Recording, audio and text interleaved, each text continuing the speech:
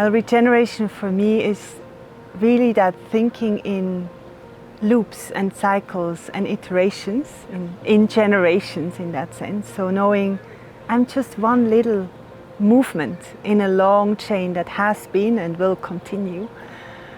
It's for me about activating the life-giving energies and really celebrating the diversity and the beauty that we have in life itself.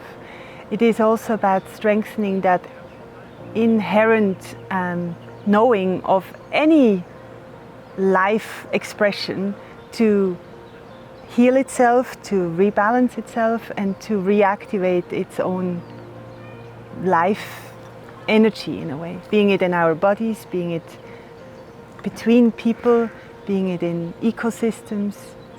Well, I must say that I have often difficulties to kind of think in these long terms, A, and B also to kind of forecast what could be then, because I often feel or have experienced also if I give myself a goal, by then I have achieved X, Y, Z, it will anyway turn out differently than what I can see now. And I often also felt that by envisioning something, how it would look like, I'm framing it into something. And I, in that way, often feel like I'm limiting the potential of life to really even come more fully in than what I can imagine today. And I'm surely unable to imagine the potential that could be in 2040.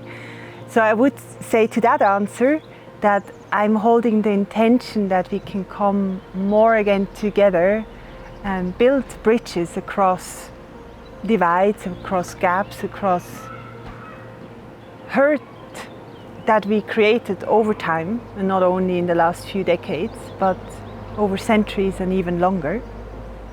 And to build forms of how we can at least hear each other again. Maybe we don't yet find common ground, but we at least feel seen and heard by each other. So that's the intention I want to work towards. And in that sense, hopefully also, not only hopefully, I trust that we can activate that healing potential or that life force in and among us. I guess one of it is just what I'm doing right now, I realize, looking around and see actually what is here right now and what am I able to observe.